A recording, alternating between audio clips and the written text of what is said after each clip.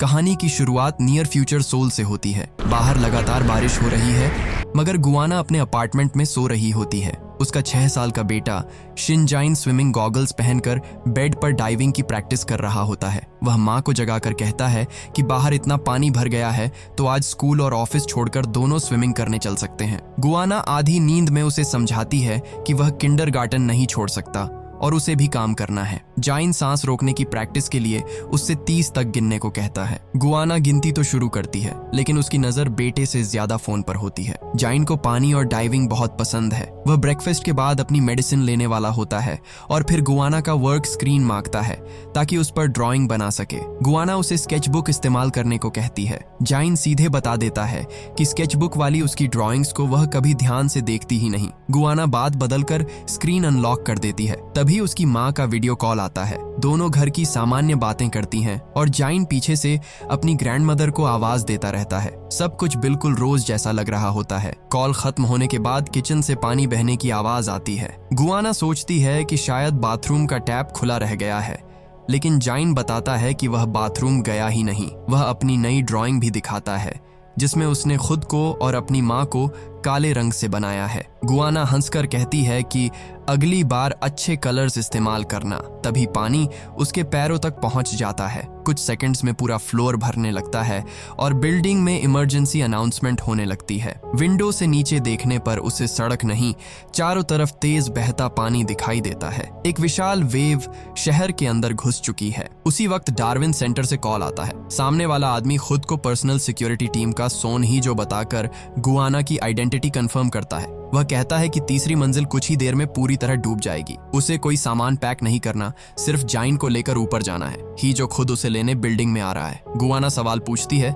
लेकिन सिग्नल टूट जाता है। पानी घुटनों तक पहुंच चुका होता है। वह मेडिसिन और फोन उठाने की कोशिश करती है, मगर समय नहीं बचता। कुछ देर पहले जाइन पर चिल्लाने के लिए वह उससे माफी मांगती है, फिर उसे पीठ पर बैठाकर बाहर निकल जाती है। स्टेयरकेस पर सैकड़ों लोग ऊपर की तरफ भाग रहे होते हैं। कोई बच्चों को पकड़े हैं, कोई बैग्स उठा रहा है और कुछ लोग बुजुर्गों को सहारा दे रहे हैं। धक्कों के बीच चलना मुश्किल है और नीचे से आती पानी की आवाज लगातार पास हो रही है। जाइन डरने लगता है, इसलिए गुआना उसे शांत रखने के लिए वही बच्चों वाला गाना गाती है जो वह पहले भी सुनता आया है। रास्ते में एक फैमिली लोगों को बाथरूम और पीने का पानी दे रही होती है। जाइन को टॉयलेट जाना है, इसलिए गुआना कुछ देर के लिए उसके साथ उस अपार्टमेंट में चली जाती है। बाहर लौटते ही भीड़ अचानक बेकाबू हो जाती है। दूर खड़ा ही जो गुआना को आवाज देता है, लेकिन उसी धक्का मुक्की में जाइन का हाथ छूट जाता है। गुआना पीछे देखती है तो बच्चा कहीं नहीं होता। वह लोगों के बीच उसका नाम पुकारते हुए इधर उधर भागती है। तभी बिल्डिंग जोर से हिलती है और विंडोज तोड़ती हुई वेव हॉलवे में घुस जाती है। लोग पानी के साथ बहने लगते हैं।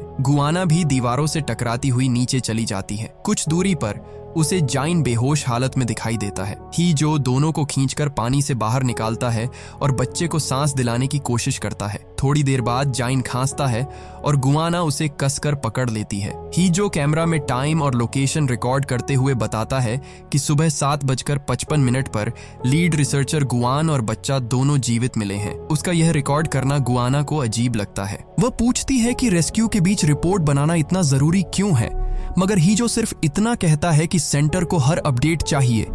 उसकी नजर बार बार गुआना पर रहती है, जैसे मिशन में बाकी लोगों की जान से ज्यादा उसी का जीवित रहना जरूरी हो। अभी बहस का समय नहीं। जाइन कमजोर है, इसलिए ही जो उसे उठाकर ऊपर ले जाने में मदद करता है। रास्ते में बच्चा कहता है कि पानी में डूबते समय उसे पुराने कार एक्सीडेंट की याद आई थी। गुआना तुरंत उसका ध्यान दूसरी तरफ कर देती है, क्योंकि उसी एक्सीडेंट में उसके हस्बैंड की मौत हुई थी। ऊपर बढ़ते हुए ही जो फ्लड की वजह बताता है। लगभग 3 घंटे पहले एक एस्ट्रॉयड एंटार्क्टिका से टकराया था। इम्पैक्ट से बर्फ का बहुत बड़ा हिस्सा टूट गया और समुद्र का पानी तेजी से उत्तर की तरफ बढ़ने लगा। जापान का आधा हिस्सा डूब चुका है और यह बिल्डिंग भी ज्यादा देर नहीं टिकेगी। फिर ही जो डार्विन सेंटर का असली काम बताता है। गुआना उसे एडवांस्ड एआई लैब समझती थी, जबकि वहां एक्सटिंक्शन के बाद नई ह्यूमैनिटी तैयार करने का प्रोजेक्ट चल रहा था। अलग अलग टीम्स आर्टिफिशियल बॉडीज, इंटेलिजेंस और रिप्रोडक्शन सिस्टम बना चुकी है। केवल इमोशन इंजन अधूरा है जो इन बॉडीज को इंसानी फीलिंग्स देगा। इसे पूरी तरह समझने वाले 2 ही लोग हैं, चीफ रिसर्चर इम ह्योन मो और गुआना। ह्योन मो अपनी देखरेख में पली सिंथेटिक बच्ची यूजिन के साथ मिसिंग है, इसीलिए रूफ पर आने वाला हेलीकॉप्टर गुआना को लेने भेजा गया है। जाइन को फिर टॉयलेट जाना पड़ता है, इसलिए वे एक खाली अपार्टमेंट में रुकते हैं। कपड़े भीग चुके हैं, तो ही जो वहां से सूखे कपड़े निकाल देता है। जाइन बाथरूम के अंदर होता है और बाहर ही जो गुआना से पूछता है कि आर्टिफिशियल ह्यूमंस के लिए इमोशंस जरूरी क्यों हैं। उसके हिसाब से डर, गिल्ट और अटैचमेंट इंसान को कमजोर बनाते हैं। गुआना कहती है कि इमोशन के बिना कोई बॉडी इंसान जैसी दिख सकती है, लेकिन वह इंसान नहीं होगी। ही जो रूफ की तरफ इशारा करके कहता है कि बचने का मौका मिलते ही लोग अपने परिवार तक को धक्का दे देंगे। वह इमोशंस को खूबसूरत नहीं, डेंजरस मानता है। गुआना अपनी माँ को फोन करती है। उसके पेरेंट्स किसी दूसरी जगह इवैक्यूएट हो चुके हैं, लेकिन वहां भी पानी बढ़ रहा है। माँ कहती है कि अब उनकी चिंता न करे और सिर्फ जाइन को बचाए। वह अगले हफ्ते खाना लेकर आने की बात भी करती है, जैसे सब फिर नॉर्मल हो जाएगा। फिर उसकी आवाज बदल जाती है। वह बेटी को धन्यवाद कहती है और बताती है कि वह उससे बहुत प्यार करती है। कॉल कटने से पहले दोनों समझ जाती है कि शायद यह उनकी आखिरी बात है। गुआना फोन नीचे करती है, मगर हीजो उसे चलने के लिए कहता है क्योंकि पानी 10वीं मंजिल तक पहुंच चुका है। उसी अपार्टमेंट में गैस लीक होने से आग फैल जाती है। आगे जाने के लिए उन्हें टूटे हुए हिस्से के नीचे से क्रॉल करना पड़ता है। पहले जाइन को संकरे रास्ते से दूसरी तरफ भेजा जाता है।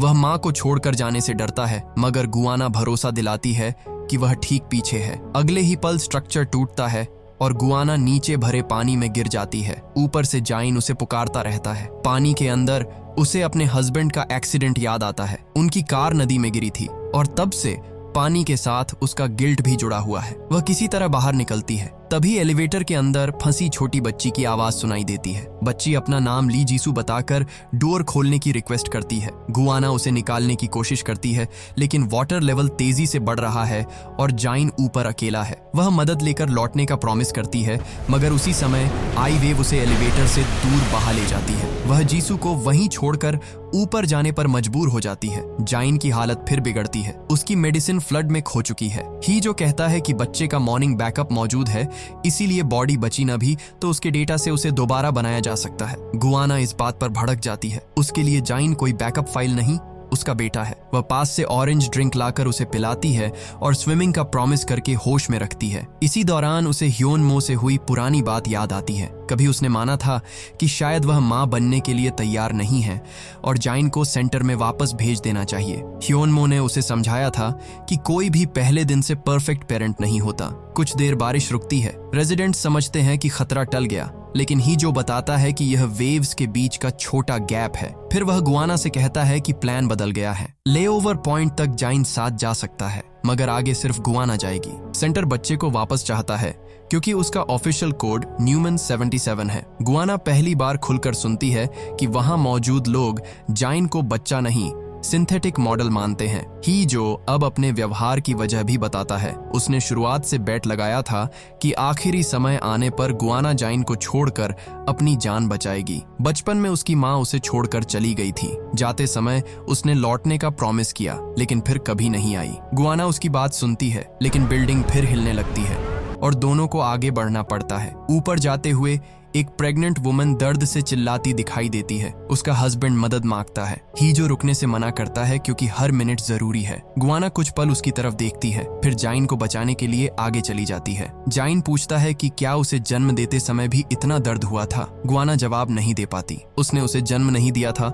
लेकिन जाइन ने हमेशा उसे अपनी माँ ही माना है। आखिर वे रूफ तक पहुंच जाते हैं। हेलीकॉप्टर तैयार खड़ा है और डार्विन सेंटर की आर्म टीम पहले से वहां मौजूद है। नीचे से आए रेजिडेंट्स भी रेस्क्यू की उम्मीद में रूफ की तरफ बढ़ रहे हैं, लेकिन सोल्जर्स उन्हें आगे नहीं आने देते। ही जो ऑफिशियल स्टेटमेंट पढ़कर बताता है कि गुआना 49 स्पेशल रिसर्चर्स में चुनी गई है, जिन्हें टेम्पोरेरी लैब भेजा जाएगा। गुआना समझती है कि शायद जाइन भी उसके साथ जाएगा, मगर स्टेटमेंट पूरा होते ही सोल्जर्स बच्चे को पकड़ लेते हैं। वह माँ की तरफ हाथ बढ़ाकर चिल्लाता है। वे उसे न्यूमन 77 कहकर उसके सिर से डेटा निकालने की तैयारी करते हैं। गुआना उसे छोड़ने के लिए कहती है, मगर उनके लिए वह डरता हुआ बच्चा नहीं, बचाकर ले जाने लायक रिसर्च डेटा है। ही जो बताता है कि ह्योनमो फ्लड में नहीं मरी। वह अपनी सिंथेटिक बेटी यूजिन को सेंटर के हवाले करने के बजाय उसे लेकर भाग गई थी। वह गुआना को याद दिलाता है कि कुछ समय पहले वही जाइन को वापस देने की बात कर रही थी, लेकिन अब गुआना ऐसा नहीं चाहती। वह सिक्योरिटी वालों से कहती है कि जाइन को नुकसान न पहुंचाए। बदले में वह इमोशन इंजन पूरा कर देगी, बस उसे बच्चे को शेल्टर तक साथ रखने दिया जाए। ऑफिसर साफ बता देता है कि कोई शेल्टर नहीं है, रूफ पर मौजूद बाकी लोग वहीं मरेंगे, केवल गुआना को पृथ्वी से बाहर भेजा जाएगा। ही जो विरोध करता है तो उसे गोली मार दी जाती है। जाइन का डेटा निकालने के बाद गुआना को हेलीकॉप्टर से लॉन्च साइट ले जाया जाता है। वहां 7 रॉकेट्स तैयार हैं, जिनमें दुनिया के आखिरी चुने हुए रिसर्चर्स बैठाए गए हैं। गुआना के साथ इजाबेला लैब के डायरेक्टर ली हुई सो होते हैं। वह बताते हैं कि अगले 15 मिनट में एस्टेरॉयड के हजारों फ्रैगमेंट्स अर्थ से टकराएंगे और बची हुई लाइफ भी खत्म हो जाएगी। Isabella lab artificial human bodies बना सकता है, मगर उनमें इंसानी इमोशन डालने वाला सिस्टम अभी अधूरा है। हुई सो मिशन समझाना शुरू करते हैं, लेकिन गुआना उसका फाइनल डिजाइन पहले से जानती है। चाइल्ड मॉडल तैयार है, अब मदर मॉडल बनाना होगा। मदर को एक सिमुलेशन में रखा जाएगा जहां उसका बच्चा फ्लड के बीच गायब हो जाएगा। उनकी बात पूरी होने से पहले एक रॉकेट पर एस्टेरॉयड डिब्रीज गिरता है। एक्सप्लोजन का बड़ा हिस्सा गुआना वाले शिप से टकराता है। लाइट्स बंद हो जाती है और अगला सीन उसी अपार्टमेंट में शुरू होता है। जाइन उसे जगाकर कह रहा है कि घर स्विमिंग पूल बन गया है, सब कुछ पहले जैसा है,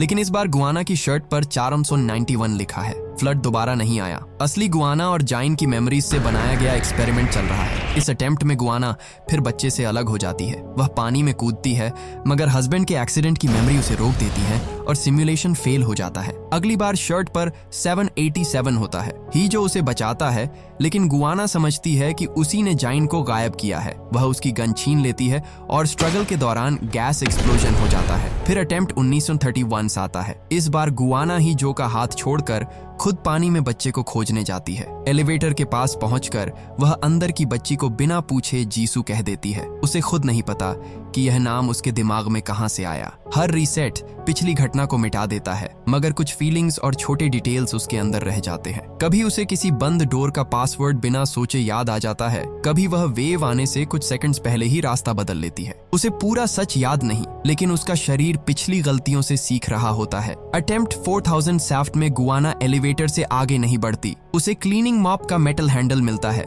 जिसे लीवर की तरह लगाकर वह डोर्स खोल देती है। इस बार जीसू बाहर आ जाती है। गुआना उसे उसके ग्रैंड पेरेंट्स के अपार्टमेंट की तरफ ले जाती है। यही वह घर है जहां पहले फ्लड में जाइंट टॉयलेट इस्तेमाल करने आया था। जीसू को हैरानी होती है कि यह अनजान औरत उसके घर का रास्ता और फैमिली की बातें पहले से कैसे जानती है। गुआना उससे कहती है कि अगर वह बिल्डिंग से बाहर निकलने के बाद जीवित न रहे और जीसू को 6 साल का जाइन मिले तो उसे बता देना कि उसकी माँ उसे ढूंढ रही है। जीसू याद करती है कि एलिवेटर में बंद रहते समय उसने कुछ लड़कों को एक बच्चे से उसकी माँ, अपार्टमेंट नंबर और डोर पासवर्ड पूछते सुना था। फ्लोर पर किसी भारी चीज को घसीटने की आवाज भी आई थी। गुआना को लगता है कि शायद लूटर्स जाइन को किसी खाली अपार्टमेंट में ले गए हैं। वह जीसू के घर के पास पहुंचती है, जहां 2 युवक सामान लूट रहे हैं और एक रेजिडेंट को पीट रहे हैं। गुआना उनसे जाइन के बारे में पूछती है तो वे उसे भी अंदर खींच लेते हैं। वह अकेले उनका सामना करती है, मगर ज्यादा देर टिक नहीं पाती। बाहर से ही जो डोर तोड़ने की कोशिश कर रहा होता है। जीसू अपने घर का पासवर्ड डालकर डोर खोल देती है और ही जो अंदर आकर दोनों लूटर्स को रोकता है। उनसे पता चलता है कि उन्होंने जाइन से 3rd फ्लोर का एड्रेस पूछा था, फिर उसे जाने दिया। बच्चा किडनैप्ड नहीं हुआ था, वह अपनी मर्जी से ऊपर की तरफ गया है। जीसू के ग्रैंड पेरेंट्स गुआना को ऑरेंज ड्रिंक की बोतल देते हैं, वही ड्रिंक जो किसी पुराने अटेम्प्ट में उसने जाइन को मेडिसिन की जगह पिलाई थी। अब उसे समझ आने लगता है कि सिमुलेशन में मौजूद लोग भी पिछले वर्जन्स की छोटी यादें कैरी कर रहे हैं। गुआना जीसू को अपने साथ चलने को कहती है, लेकिन वह ग्रैंड पेरेंट्स को छोड़ने से मना कर देती है। बच्ची उससे पूछती है कि क्या वह खुद जाइन को छोड़ सकती है। गुआना कुछ नहीं कह पाती। जीसू अपने फैमिली के साथ रुक जाती है और वह आगे बढ़ जाती है। अगले अटेम्प्ट्स में वही प्रेग्नेंट वुमन फिर सामने आती है, जिसे गुआना ने असली फ्लड में पीछे छोड़ दिया था। एक वर्जन में डिलीवरी हो चुकी होती है और बच्चा लगातार रो रहा होता है। गुआना उसे शांत करने के लिए वही गाना गाती है जो जाइन को सुनाती थी। अब उसे महसूस होता है कि सिमुलेशन सिर्फ यह नहीं देख रहा कि वह अपने बेटे तक पहुंचती है या नहीं। हर बार उसे उन लोगों के सामने भी वापस लाया जा रहा है जिन्हें उसने पहले रास्ते में छोड़ दिया था। अपने फोन में उसे जाइन की भेजी हजारों ड्राइंग्स मिलती है। हर ड्राइंग में फ्लड का अलग वर्जन है। कहीं गुआना पानी में बह रही है, कहीं हेलीकॉप्टर उसके पीछे है और कहीं जाइन दूर खड़ा उसे जाते हुए देख रहा है। उसे बच्चे की पुरानी बात भी याद आती है। जाइन पूछता था कि वह कल भी 6 साल का था, उससे पहले भी 6 साल का था और हमेशा 6 साल का ही क्यों रहता है। शायद उसे रीसेट्स का पूरा मतलब नहीं पता था। एक अटेम्प्ट में ही जो कहता है कि उसने जाइन को ढूंढ लिया है। गुआना को अचानक रूफ वाला सीन याद आ जाता है। वह उसे चेतावनी देती है कि सिक्योरिटी वहां उसे गोली मार देगी। सोल्जर्स दोनों को पकड़ने लगते हैं, लेकिन इस बार ही जो उसकी बात पर भरोसा करता है। लड़ाई में गुआना गन उठाकर उसकी जान बचाती है। सुरक्षित जगह पहुंचने पर वह बताती है कि जाइन हजारों बार गायब हो चुका है। वह हर बार उसे खोजती है, लेकिन सही जगह तक पहुंचने से पहले सिनेरियो खत्म हो जाता है। तभी उसे जाइन की एक आदत याद आती है। नाराज या दुखी होने पर वह क्लोजेट में छिप जाता है। बिल्डिंग के लगभग सभी खुले अपार्टमेंट सर्च हो चुके हैं। केवल 30th फ्लोर का यूनिट 3004 बाकी है, जहां डार्विन सेंटर की सिक्योरिटी रास्ता रोक रही है। गुआना समझ जाती है कि जाइन वही हो सकता है और सिमुलेशन जानबूझकर उसे उस फ्लोर से दूर रख रहा है। ही जो पूछता है कि वह उसकी मदद क्यों करे जब हर रीसेट में वे स्ट्रेंजर्स की तरह मिलते हैं। गुआना कहती है कि शुरुआत में वह उसके ट्रैप में फंसती थी, मगर अब खुद उसे ढूंढती है क्योंकि जाइन तक पहुंचने के लिए उसे उसकी जरूरत है। फाइनल अटेम्प्ट में गुआना की शर्ट पर OTZ 4999 लिखा होता है। इमोशन इंजन सही चॉइस तक पहुंचने से पहले 21,499 बार फेल हो चुका है। स्टेयरवेज ब्लॉक है, इसलिए गुआना और ही जो बैल्कनीज और बिल्डिंग के बाहर निकले हिस्सों से 30th फ्लोर की तरफ चढ़ते हैं। नीचे सोल पानी में गायब है और हर वेव बिल्डिंग को कमजोर कर रही है। रास्ते में ही जो घायल हो जाता है, फिर भी सिक्योरिटी वालों को रोकने के लिए पीछे रह जाता है। गुआना को डर है कि इतनी बार अकेला छोड़ने के बाद शायद जाइन उससे मिलना ही न चाहे। ही जो अपनी कहानी याद करके कहता है कि छोड़ा गया बच्चा हमेशा नफरत नहीं करता। कई बार वह सिर्फ ये इंतजार करता है कि उसकी माँ वापस आएगी। अगर जाइन हर बार गायब हुआ है तो वह गुआना से भाग नहीं रहा। वह उस प्रॉमिस का इंतजार कर रहा है जिसे गुआना भूल चुकी है। ही जो सिक्योरिटी को रोकते हुए उसे आगे भेज देता है। पहली बार वह किसी माँ को बच्चे तक पहुंचने से रोकने के बजाय उसकी मदद कर रहा होता है। गुआना यूनिट 3004 के क्लोजेट तक पहुंचती है। डोर खोलते ही जाइन अंदर बैठा मिलता है। उसे देखकर वह वहीं घुटनों पर बैठ जाती है। वह माफी मांगती है कि उसने उसकी ड्राइंग्स नहीं देखी, उसे बार बार खोया और हर रीसेट में भूल गई कि वह कहाँ छिपता है। उसे डर है कि अगली बार फिर सब भूल जाएगी। जाइन कहता है कि उसकी माँ ने उसे अबैंडन नहीं किया था। बहुत पहले उसी ने उसे क्लोजेट में वेट करने को कहा था और प्रॉमिस किया था कि वह उसे ढूंढने वापस आएगी।